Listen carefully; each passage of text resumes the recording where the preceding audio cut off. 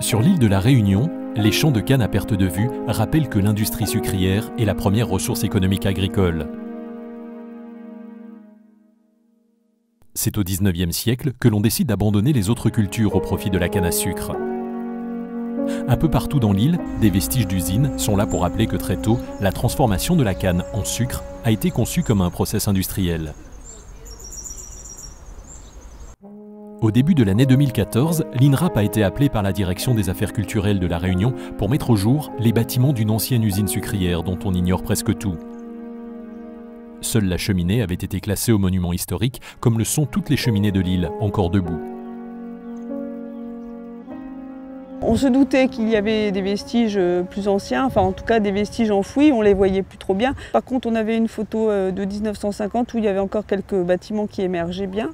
Et donc on se doutait qu'il y avait effectivement des vestiges encore enfouis dans le sous-sol. Les archéologues ont dû travailler dans l'urgence avant que ne commencent les travaux d'un logement HLM. En à peine un mois, ils ont fait ressortir la structure des bâtiments en enlevant plus d'1 mètre de terre.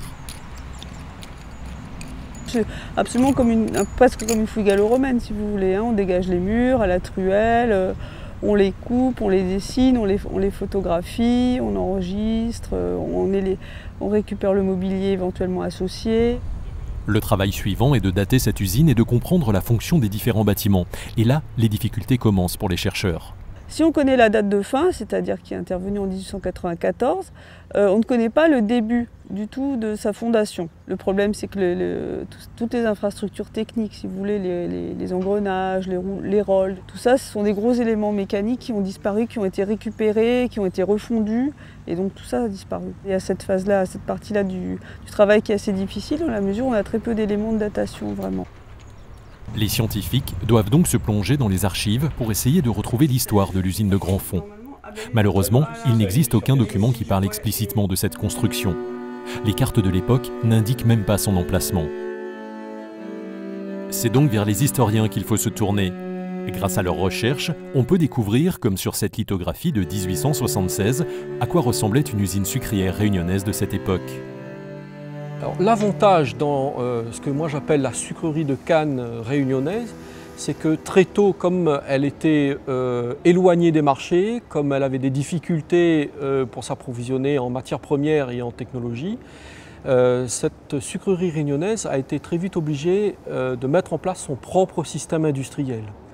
Et ce système industriel a été généralisé dans pratiquement toutes les sucreries de l'île. Ce sont 300 usines qui ont été recensées par l'historien et qui ont vu le jour à partir du 19e siècle à La Réunion. L'usine de Grandfond, objet des fouilles de l'INRAP, représente une usine de petite taille ayant appartenu à la famille Lelièvre. Malgré le fait qu'il y ait eu 2 fois moins d'usines à La Réunion qu'à l'île Maurice voisine ou que dans les Antilles, les chercheurs vont pouvoir utiliser les documents d'archives pour imaginer ce qu'était l'usine de Grandfond. Ainsi, en se servant du plan de cette sucrerie, située à quelques kilomètres du site de fouilles, les chercheurs pourraient comprendre la destination des bâtiments qui ont été excavés. En attendant, sur place, ils proposent des hypothèses en fonction des différents éléments qu'ils découvrent jour après jour. Il y a dû y avoir séparation entre le bâtiment et la cheminée, mais du coup là-bas, sur cette face, ça se résume juste à l'entrée du four, et là ça a dû partir en cône, ils ont dû vraiment casser les murs. Donc la canne était broyée ici, le jus s'est coulé donc par le trou que l'on peut voir juste derrière moi. Le deuxième bâtiment correspond vraisemblablement en fait à l'emplacement de la batterie, c'est-à-dire l'endroit où on transformait le vesou, le jus de canne, fraîchement broyé, en sirop. Ce qui nous fait dire que cette fonction, c'est l'aménagement circulaire que mon collègue est en train de dégager et qui correspond à l'emplacement d'une première cheminée de la sucrerie.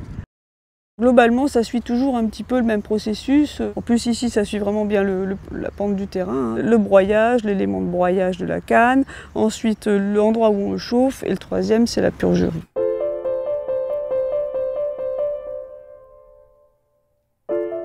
Six mois plus tard, les fouilles ont laissé la place aux travaux de construction du lotissement HLM. Tout le travail des chercheurs va désormais consister à interpréter les données accumulées en moins d'1 mois sur le terrain. Et l'une de leurs hypothèses est d'ailleurs mise à mal.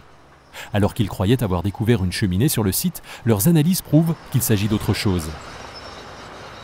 On a pu mettre au jour au milieu de cette structure, non pas un foyer, mais un trou circulaire qui fait penser à un axe, qui pourrait donner une fonction totalement différente à cette structure. On a pu faire des prélèvements sur la rigole circulaire et d'après les résultats, il pourrait s'agir d'un moulin qui aurait servi à écraser du tuf, cette pierre volcanique, qui mélangée à de la chaux permet à faire du mortier. Donc à ce moment-là, être beaucoup plus associé à la construction initiale des bâtiments plutôt qu'à une autre fonction de type cheminée ou autre. Ces fouilles vont donc apporter de nouvelles connaissances sur les usines sucrières de La Réunion qui n'ont été décryptées pour les plus anciennes qu'au travers des archives. Ce qu'elles vont nous apporter, c'est autant l'organisation spatiale et humaine d'un type d'établissement sucrier dans un lieu qui, a priori, n'a pas de grands atouts pour l'agriculture. On est sur un lieu où il fait sec. Le problème majeur, c'est le problème de l'eau. Et on a bien vu dans la mise au jour des éléments cette référence à la recherche de l'eau par les canalisations qu'on a pu trouver. On voit aussi comment dans l'histoire du sucre, les établissements évoluent à travers la reconstruction d'un bâti, son augmentation ou au contraire sa réduction. Ça nous permet d'avoir des éléments sur l'évolution de cette activité. C'est la première fois que l'INRAP intervenait pour des fouilles préventives à La Réunion. Elles vont ouvrir la voie à d'autres chantiers archéologiques sur l'île.